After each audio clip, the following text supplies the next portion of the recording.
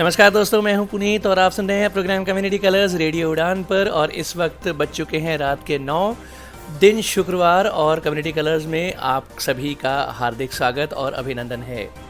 Community colours एक ऐसा programme जिसमें होती हैं डिसेबिलिटी न्यूज़ और साथ ही साथ होते हैं बहुत सारी इंफॉर्मेशंस, जानकारियाँ, सूचनाएँ और बहुत से नए नए सेगमेंट्स भी। फ़िलहाल न्यूज़ बुलेटिन आप प्रोग्राम कम्युनिटी कलर्स में सुनते हैं जिसमें होती हैं डिसेबिलिटी न्यूज़, और बहुत जल्द हम आपके लिए कोई ना कोई नया सेगमेंट लेकर हाजिर हो जाएंगे प्रोग्राम में।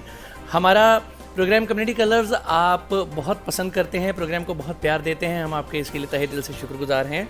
हम आपसे ये कहते रहते हैं कि अगर आप किसी तरह का कोई सेगमेंट इस प्रोग्राम में चाहते हैं तो आप हमें सजेशन दिया करें, सुझाव दिया करें, ताकि हम उन्हें अपने इस प्रोग्राम में इम्प्लीमेंट कर सकें।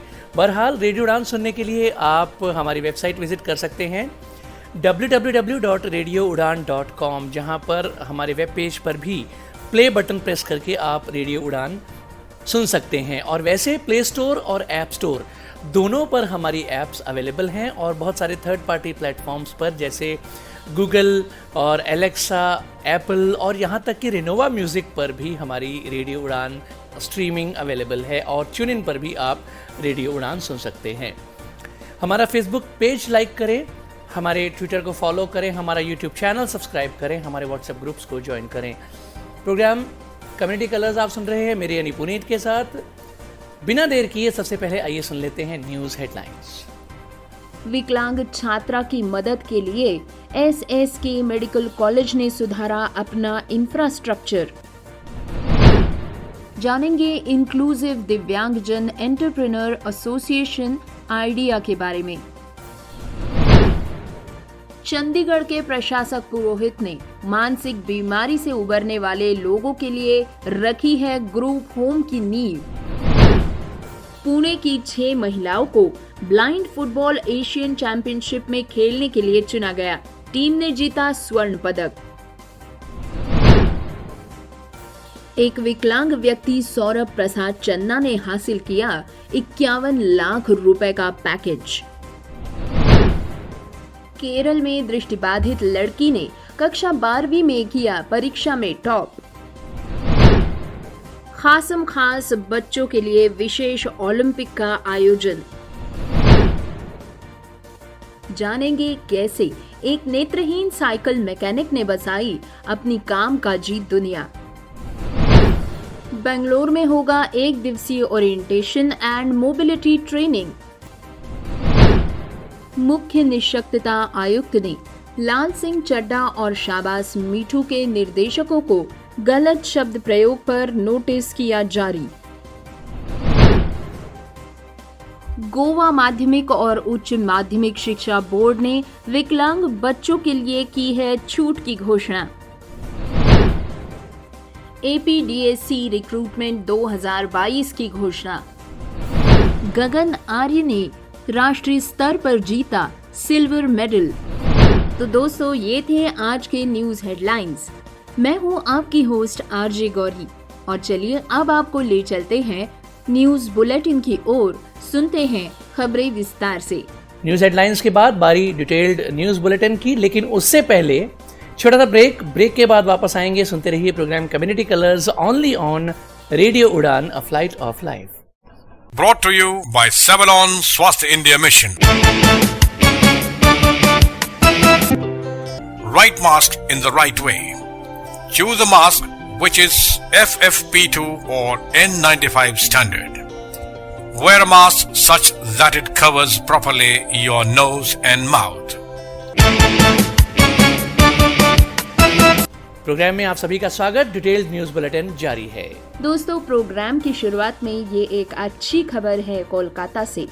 कोलकाता में व्हील चेयर से चलने वाली एक छात्रा की मेडिकल की पढ़ाई करने की लगन और दृढ़ संकल्प ने देश के सबसे पुराने अस्पतालों में से एक माने जाने वाले एक चिकित्सा संस्थान को इंक्लूसिव होने पर मजबूर कर दिया है।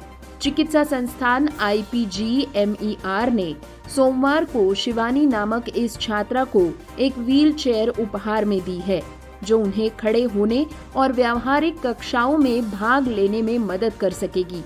इतना ही नहीं, बल्कि संस्थान ने एक शौचालय को रिनोवेट भी किया है और पूरे कॉलेज को विकलांगों के अनुकूल बनाने के लिए रैंप भी बनाए हैं। गर्ल्स हॉस्टल तक आसानी से पहुंचने के लिए रैंप बनाने से लेकर वॉशरूम में विकलांगों के लिए अनुकूल बुनियादी ढांचा स्थापित करने तक institute of post graduate medical education and research Kolkata ने संशोधन किया है और 20 वर्षीय शिवानी को, जो MBBS प्रथम वर्ष की छात्रा है, वहां पढ़ाई के दौरान अलग थलग महसूस न करना पड़े या किसी भी समस्या का सामना न करना पड़े, इसका एहतियात लिया है। दोस्तों, इन परिवर्तनों का हर स्तर पर स्वागत किया जा रहा है और अन्य परिसरों को भी ऐसा करने की प्रेरणा दी जा रही है। प्रत्येक परिसर सभी के लिए यथासंभव सुलभ होना चाहिए। बिहार के हाजीपुर की रहने वाली शिवानी भी संस्थान के सभी प्रयासों से इतनी प्रभावित है कि अब उन्हें लगता है कि उनकी चिकित्सा शिक्षा के लिए बंगाल को चुनना ही सही निर्णय था।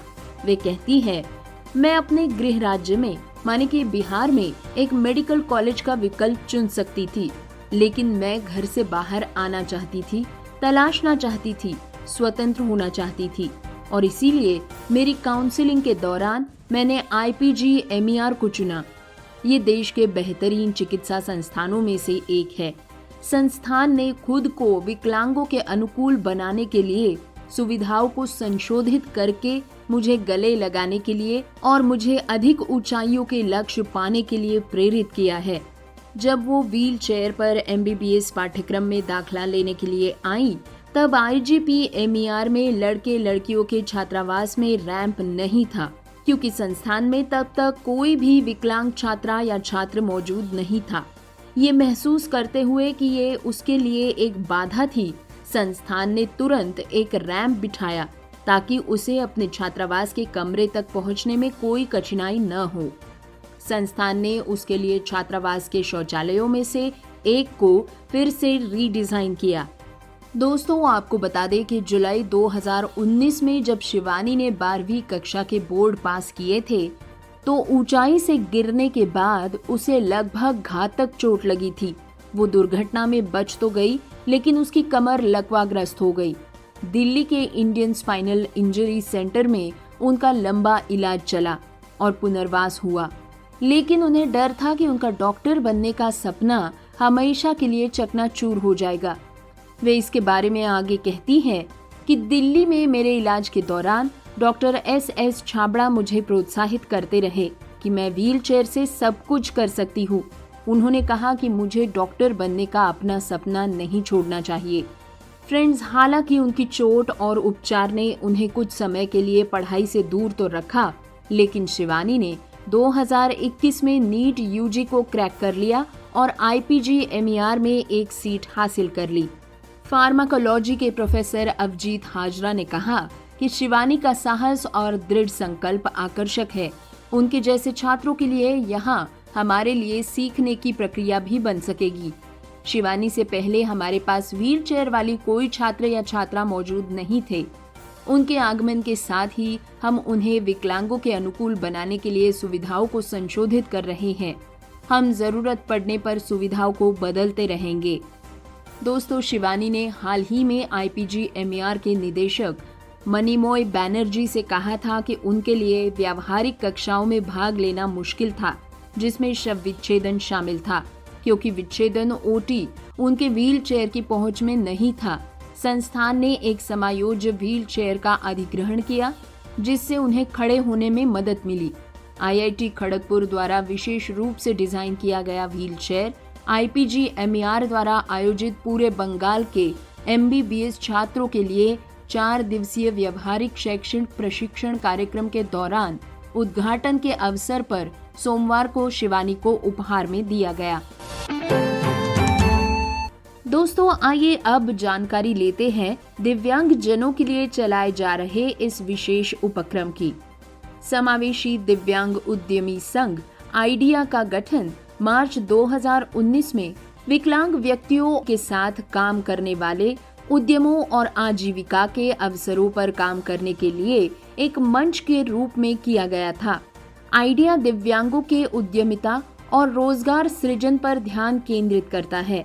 प्रचार करने वाले संगठन PWD उद्यमों को बढ़ावा देने और रोजगार पैदा करने के साथ काम कर रहे हैं। आइडिया मिशन का उद्देश्य है कि विकलांग लोगों के लिए रोजगार के अवसर, आर्थिक और व्यक्तिगत कल्याण और स्वतंत्रता को बढ़ाने के लिए उन्हें आत्मनिर्भर करे और हमारे समाज में योगदान देने वाला एक सदस्य बनाए।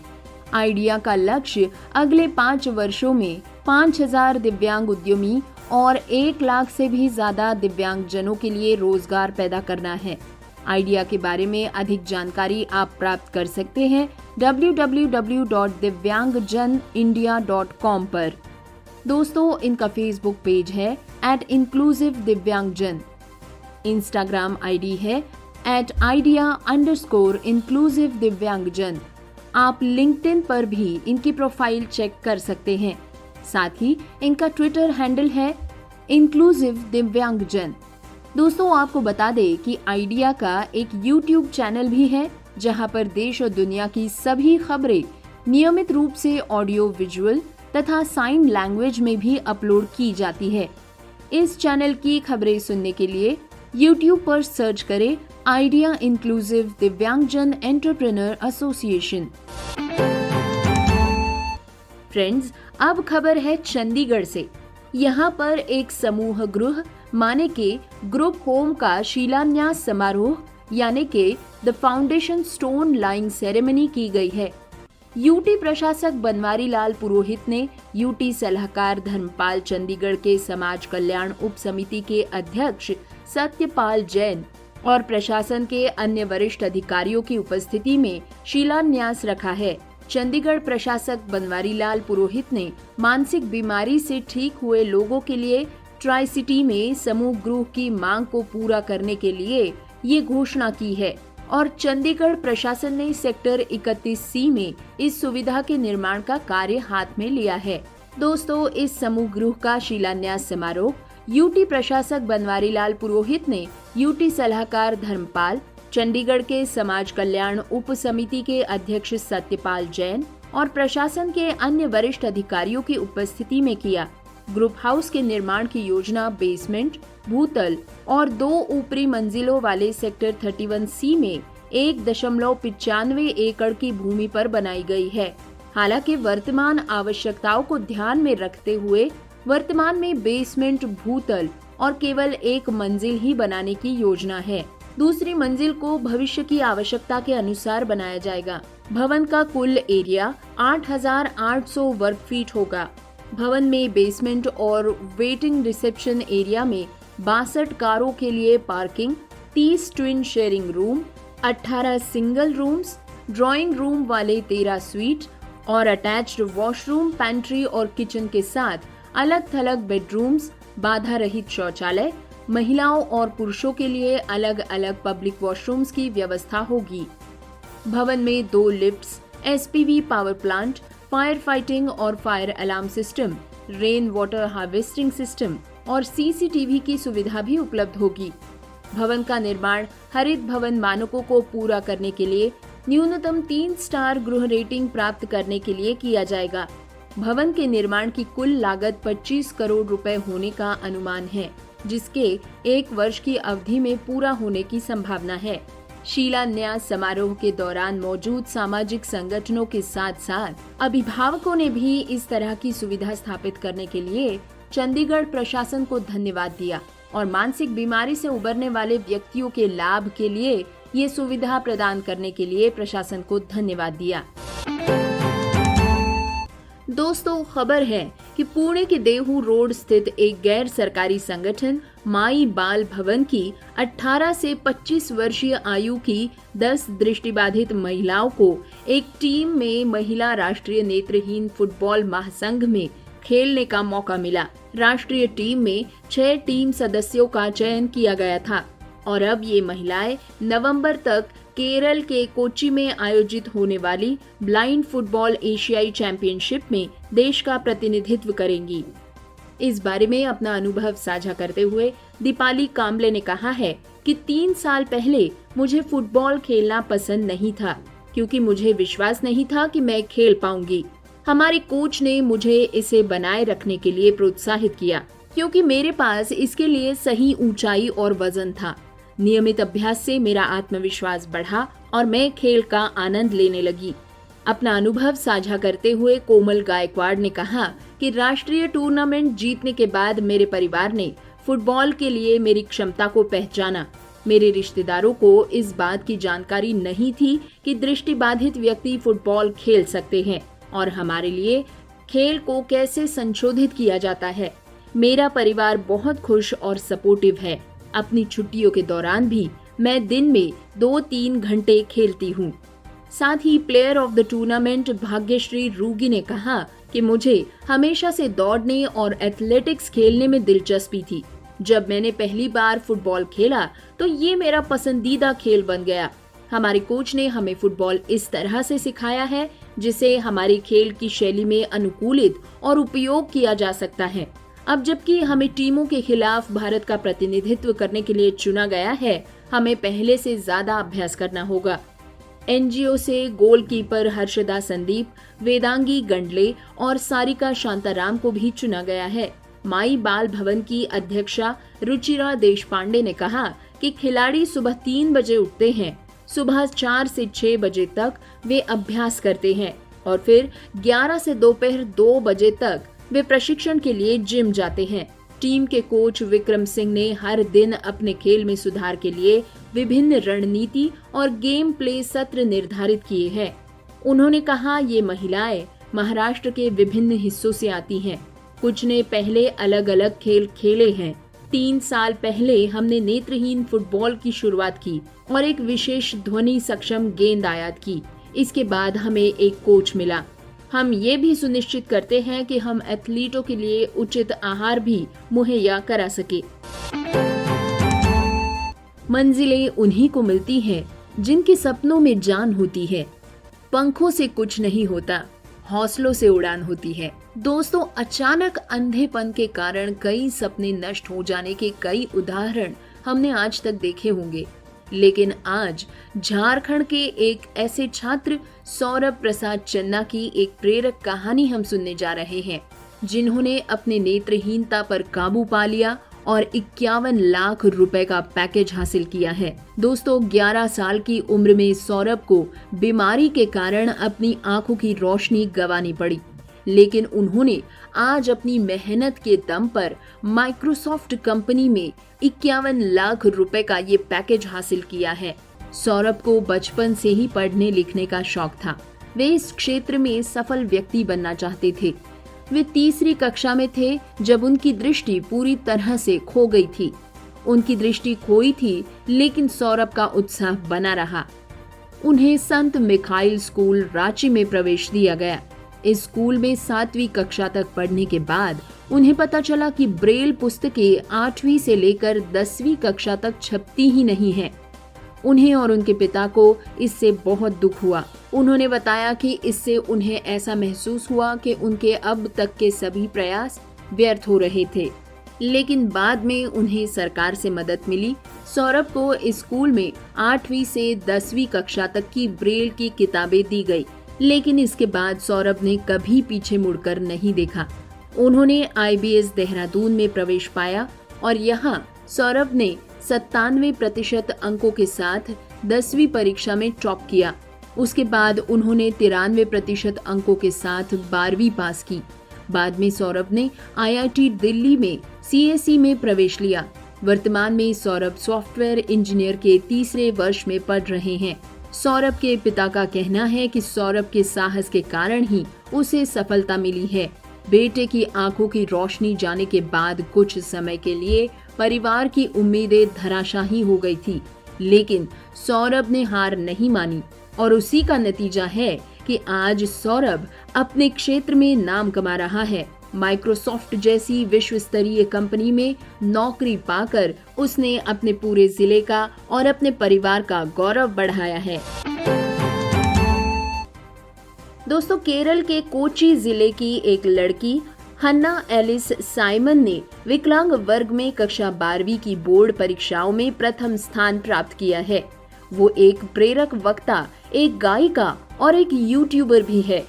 माइक्रोप्थेल्मिया स्थिति के बावजूद हन्ना ने सीबीएसई कक्षा 12वीं में 500 में से 496 अंक प्राप्त किए हैं।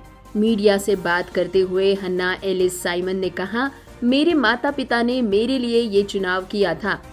जब आप किसी खास स्कूल में 12 साल पढ़ लेते हैं तो आप बाकी दुनिया से कट जाते हैं। इसीलिए मेरे माता पिता ने सोचा कि एक विशेष स्कूल से सामान्य स्कूल में शिफ्ट होने की बजाय शुरू से ही एक सामान्य स्कूल में पढ़ाई करना बेहतर है। इसकी अपनी चुनौतियां थी।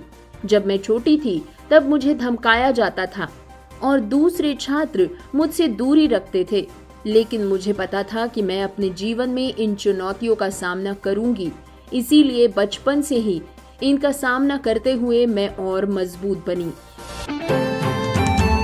दोस्तों, अब खबर खास विकलांग बच्चों के लिए आयोजित किए जा रहे ओलंपिक के बारे में। विशाखापत्तनम में जूनियर चैम्बर इंटरनेशनल JCI रविवार को वाइजैक शहर के पोर्ट स्टेडियम में विशेष रूप से विकलांग बच्चों के लिए विशेष ओलंपिक के 18वें संस्करण का आयोजन कर रहा है। इस कार्यक्रम में विशाखापत्तनम, विजयनगरम और श्रीकाकुलम जिलों से सुनने और देखने में अक्षम बच्चों और शारीरिक और मानसिक विकलांग बच्चों की भागीदारी देखी जाएगी।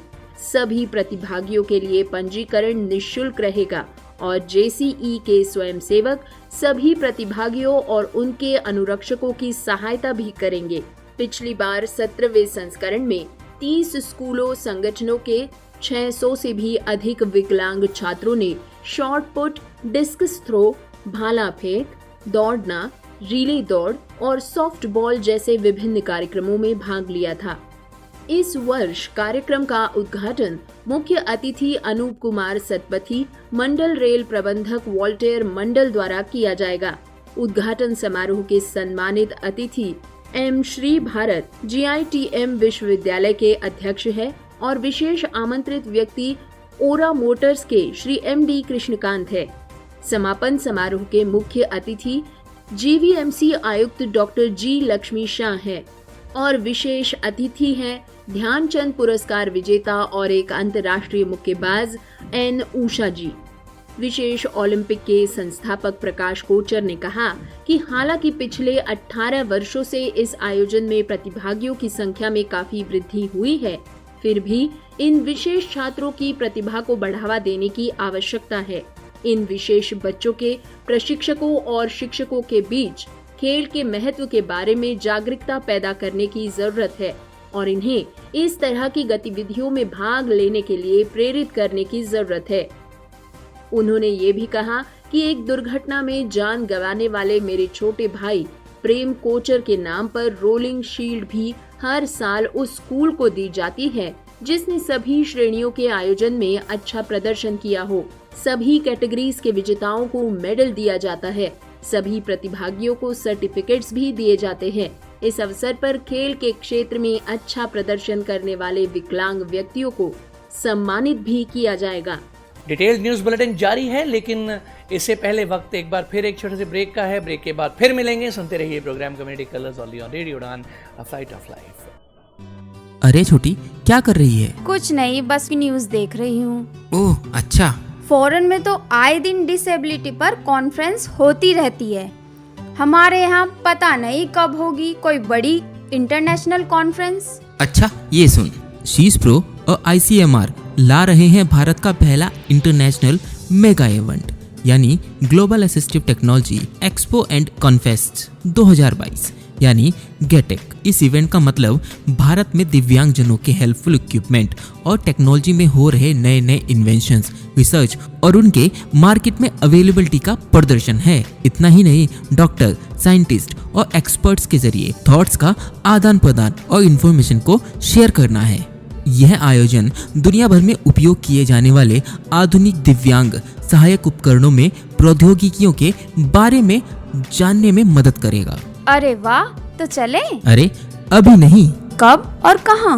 ये event GMR ground arrow city new Delhi में 7, 8 और 9 दिसंबर को आयोजित किया जाएगा। गेटेक में भारत और दुनिया के कई देशों से दिव्यांगजनों, डॉक्टरों, स्वयंसेवी संस्थाओं, शासकीय उपक्रमों एवं दिव्यांग सहायता उपक्रमों का विशाल समागम होगा। गेटेक को DRDO, WHO, पैरालंपिक इंडिया, सामाजिक एवं अधिकारिता मंत्रालय का सहयोग प्राप्त है। फ्रांस इस इवेंट के कंट्री पार्टनर है। इस मेगा इवेंट में शामिल होना ना भूलें।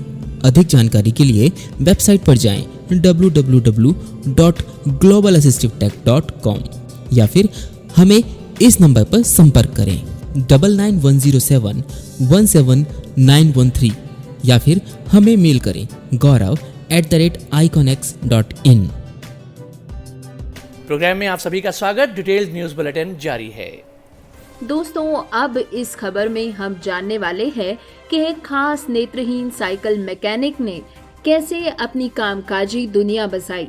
फ्रेंड्स, यद्यपि ये एक विकलांग व्यक्ति है, फिर भी वो अपना जीवन यापन करने के लिए दूसरों पर निर्भर नहीं है। उन्होंने अपने जैसे सैकड़ों लोगों के लिए एक मिसाल कायम की है। मिलिए केंद्रपाड़ा प्रखंड के बगड़ा ग्राम पंचायत सूर्यपुर निवासी दृष्टिबाधित लेकिन बहुमुखी प्रतिभा के धनी दिलीप बराल से। वो अपने मोहल्ले में एक साइकिल रिपेयरिंग की दुकान खोलकर गुजारा करते हैं। इसके अलावा उन्हें एक अच्छा स्टोर रिपेयर और इलेक्ट्रॉनिक सामान मैकेनिक होने की प्रतिभा भी प्राप्त है। वो इलाके में एक लोकप्रिय गायक भी है। नेत्रहीन होते हुए भी दिलीप बराल ने अपनी दृष्टि की हानि को कभी भी अपने रास्ते में नहीं आने दिया। वास्तव में ये कहना अतिशयोक्ति नहीं होगा कि उन्होंने कड़ी मेहनत और सीखने के जोश से अपनी विकलांगता को हरा दिया। वो सफल हो गए हैं क्योंकि वो नहीं चाहते कि लोग उन्हें दृष्टिबाधित व्यक्ति होने के लिए सहानुभूति दिखाएं। दिलीप बराल के मुताबिक वो सिर्फ 1.5 साल के थे जब उनकी दोनों आंखें चली गईं। हालांकि विकलांगता ने उन्हें सामान्य जीवन जीने से नहीं रोका। समय बीतने के साथ वो एक साइकिल मरम्मत करने वाले बन गए। साइकिल की मरम्मत, साइकिल के रिम्स का भ्रमण, साइकिल की फ्री व्हील की स्थापना, स्पोक्स की मरम्मत और अन्य कार्यों के लिए उनकी क्षमता ने उन्हें लोकप्रिय बना दिया। यहाँ तक कि सामान्य साइकिल मरम्मत करने वाले भी दिलीप बराल की तरह चतुराई से काम नहीं कर सकते।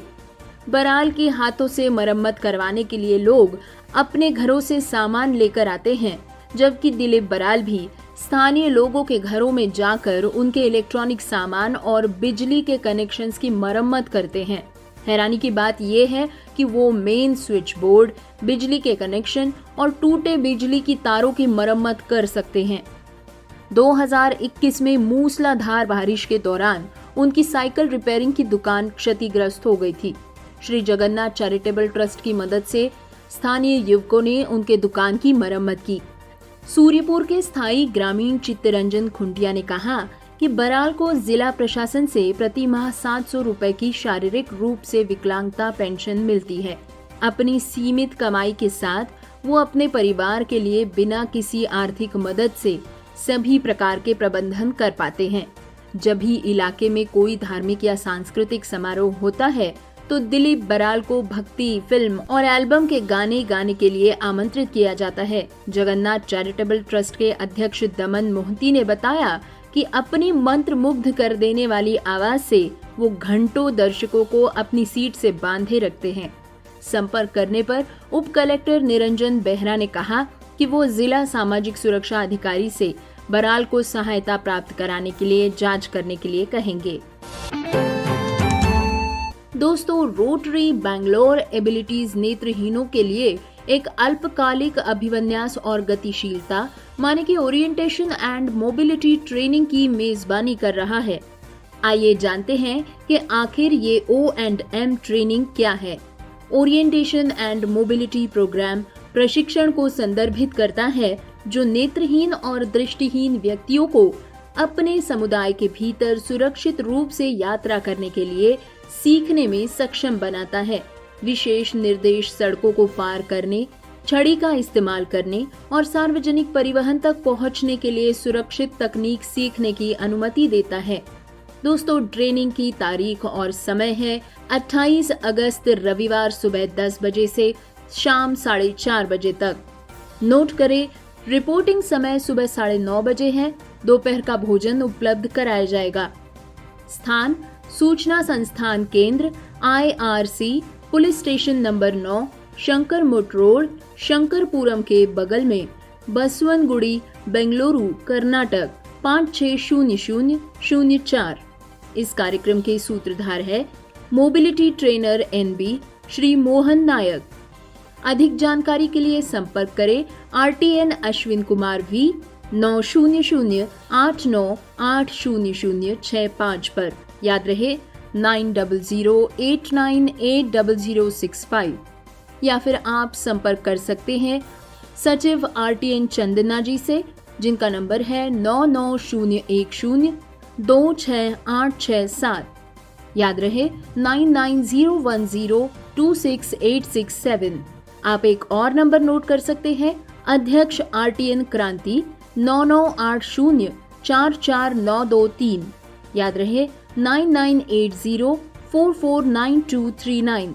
दोस्तों, सीमित सीटों के कारण जल्द से जल्द पंजीकरण प्रक्रिया पूरा करने का आह्वान किया जाता है। दोस्तों, अब खबर लाल सिंह चड्ढा के बारे में। मुख्य निःशक्तता आयुक्त ने लाल सिंह चड्ढा और शाबाश मीठू के निर्देशकों को लंगड़ा और लंगड़ी के शब्द प्रयोग पर नोटिस जारी किया है। नई दिल्ली में मुख्य विकलांगता आयुक्त की अदालत ने फिल्म लाल सिंह चड्ढा और शाबाश मीठू के निर्देशकों को नोटिस जारी कर दिल्ली के एक डॉक्टर की शिकायत पर 30 दिनों के भीतर जवाब देने को कहा है। इस मामले में डॉक्टर सत्येंद्र सिंह ने अपनी शिकायत में इस बात पर प्रकाश डालते हुए कहा है कि इस शब्द का इस्तेमाल आमतौर पर विकलांगता को दर्शाने के लिए नहीं, बल्कि जानबूझकर किसी का अपमान करने के लिए किया जाता है। उन्होंने आरोप लगाया कि दोनों फिल्मों में इस शब्द का उपयोग विकलांग व्यक्तियों के उपहास करने जैसा है। डॉक्टर सत्येंद्र सिंह, जो एक विकलांगता अधिकार कार्यकर्ता भी है, उन्होंने जोर देकर कहा कि सिनेमा रूढ़िवादिता को बनाए रखने के लिए जिम्मेदार है। CCCD ने केंद्रीय प्रमाणन बोर्ड और सूचना एवं प्रसारण मंत्रालय से भी शिकायत पर जवाब मांगा है। डॉक्टर सिंह ने बताया कि हालांकि CBFC ने आपत्तिजनक शब्दों की सूची पर एक परिपत्रक जारी किया है, जिन्हें प्रमाण पत्र की किसी भी श्रेणी के तहत स्वीकार नहीं किया जाना चाहिए, लेकिन उस सूची में विकलांग लोगों के लिए किसी भी गलत शब्द का उल्लेख नहीं है। CCCD ने 2 फिल्मों के निर्देशकों से उनके दावे को प्रमाणित करने के लिए सभी आवश्यक दस्तावेजों के साथ हलफनामे पर शिकायत पर टिप्पणी मांगी है। 17 अगस्त की अपनी शिकायत में डॉक्टर सत्येंद्र सिंह ने कहा कि आमिर खान अभिनीत लाल सिंह चड्ढा में एक सीन में एक समूह ने युवा लाल पर पत्थर फेंककर पकड़ो लंगड़े को चिल्लाकर धमकी दी है। वहीं तापसी पन्नू अभिनीत शाबाश मीठू में एक गीत में लंगड़ा शब्द गलत तरीके से इस्तेमाल किया गया है। कोई ये पूछ सकता है कि क्या किसी व्यक्ति को लंगड़े या लंगड़ी कहना विकलांग समुदाय को अपमानित करने के गलत इरादे से जानबूझकर किया गया है? गैर विकलांग लोगों द्वारा ऐसे शब्द का प्रयोग अपमान, गाली गलौज या उपहास का कार्य है। RPDA युग में किसी भी व्यक्ति को लंगड़ा कहना आजकल एक अपमानजनक भाषा का चलन है और अत्यधिक आपत्तिजनक भी है। दोस्तों, अब खबर गोवा से। गोवा माध्यमिक और उच्च माध्यमिक शिक्षा बोर्ड ने विशेष आवश्यकता वाले बच्चों के लिए योजना के तहत रियायतों के लिए आवेदन करने वाले छात्रों के लिए तिथि बढ़ा दी है। 9वीं से 12वीं कक्षा तक के छात्र अब 30 सितंबर तक रियायतों के लिए आवेदन कर सकते हैं। इसके बारे में बोर्ड ने एक परिपत्रक भी जारी कर दिया है। गोवा बोर्ड विकलांग बच्चों के लिए अपनी योजना के तहत विशेष बच्चों को धीमी गति से सीखने वाले और लर्निंग विकलांग श्रेणियों के तहत पाठक और लेखक की सुविधा जैसी कई रियायतें प्रदान करता है। छात्र परीक्षा के दौरान अतिरिक्त समय का भी लाभ उठा सकते हैं। 2014 में स्कूलों के माध्यम से बोर्ड द्वारा घोषित कुछ सामान्य रियायतों में वस्तुनिष्ठ प्रकार के प्रश्न सेट करके लेखन भार कम करना, लेखन कठिनाइयों वाले बच्चों के लिए मौखिक प्रतिक्रियाओं की अनुमति देना, भूगोल में मानचित्रों में दिशात्मक गलतियों को अनदेखा करना, गणित में नियोजित विधि के लिए अंक प्रदान करना, गलत क्रम में संख्याओं को लिखने से उत्पन्न होने वाली गणना में त्रुटियां, वाक्य रचना या संरचना के बजाय उत्तर की सामग्री का मूल्यांकन करना और वर्तनी की त्रुटियां और बिंदु रूप लेखन की अनुमति देना इत्यादि शामिल है। दोस्तों, अब खबर सुनते हैं APDSC रिक्रूटमेंट 2022 की घोषणा के बारे में। यहाँ कौन सी वैकेंसीज निकली है और कैसे करना है आवेदन। दोस्तों, आंध्र प्रदेश सरकार स्कूल शिक्षा विभाग ने स्नातकोत्तर शिक्षक, प्रशिक्षित स्नातक शिक्षक, कला शिक्षक, स्कूल सहायक, माध्यमिक ग्रेड शिक्षक और संगीत शिक्षक के पद भर्ती के लिए नोटिफिकेशन जारी किया है। रिक्तियां AP मॉडल स्कूल और मजप्पा बसवरई सोसाइटी, जिला चयन आयोग DSC और माध्यमिक स्तर पर विकलांगों के लिए समावेशी शिक्षा IEDSS के तहत उपलब्ध है।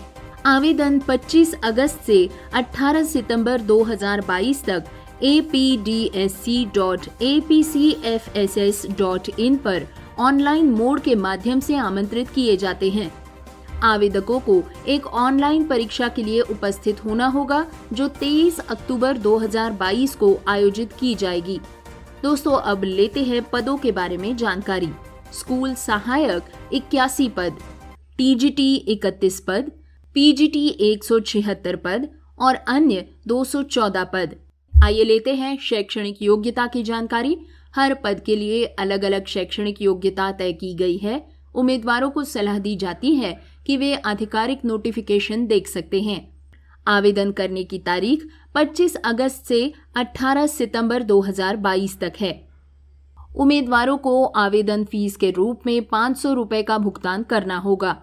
उम्मीदवार की न्यूनतम उम्र 18 साल और अधिकतम उम्र 44 साल होनी चाहिए। उम्मीदवार 25 अगस्त से 18 सितंबर 2022 तक apdsc.apcfss.in पर आधिकारिक वेबसाइट पर ऑनलाइन आवेदन कर सकते हैं। दोस्तों, खबर है उत्तर प्रदेश के बिजनौर से। यहाँ के मंडावली क्षेत्र में मुसेपुर स्थित महर्षि यदानंद विकलांग इंटर कॉलेज के छात्र गगन आर्य ने राष्ट्रीय स्तर पर अंतर्राष्ट्रीय खेल आर्म रेसलिंग में सिल्वर मेडल जीतकर आर्य सुगंध संस्थान का नाम रोशन किया है। अंतर्राष्ट्रीय खेल आर्म रेसलिंग में राष्ट्रीय पुरस्कार सिल्वर मेडल प्राप्त कर गगन आर्य का महर्षि दयानंद विकलांग इंटर कॉलेज में फूल माला एवं पुष्प भेंट देकर स्वागत किया गया। महर्षि दयानंद विकलांग इंटर कॉलेज की प्रधान आचार्य गर्जना आर्य एवं समस्त स्टाफ ने गगन की उपलब्धि पर उसे शुभकामनाएं दी एवं आशीर्वाद प्रदान किया। प्रबंधिका कमलेश आर्य ने कहा कि महर्षि दयानंद विकलांग इंटर कॉलेज के कई दिव्यांग बच्चे राज्य एवं नेशनल स्तर पर पुरस्कार जीत चुके हैं। उसी क्रम में आज गगन ने विद्यालय का सर ऊंचा किया है।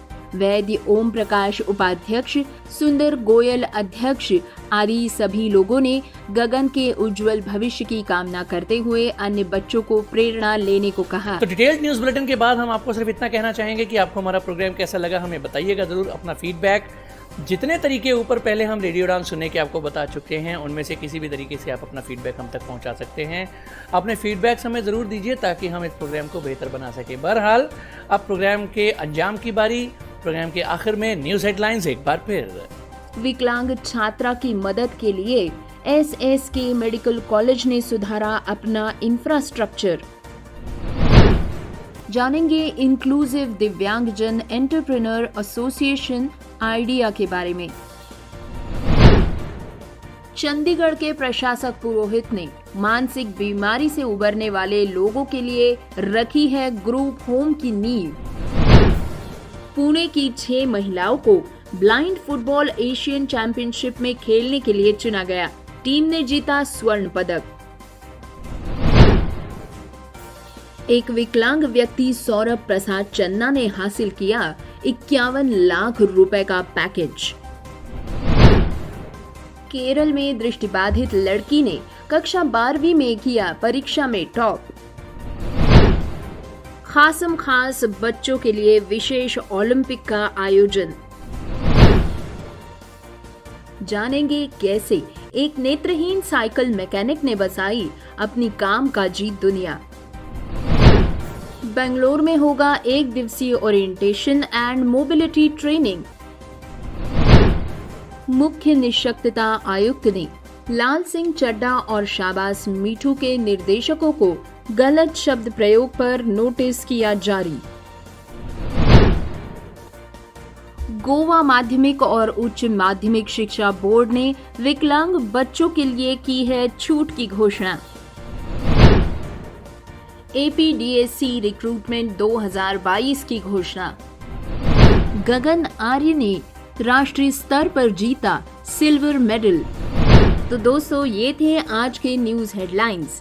मैं हूं आपकी होस्ट आरजे गौरी और चलिए अब आपको ले चलते हैं न्यूज बुलेटिन की ओर। सुनते हैं खबरें विस्तार।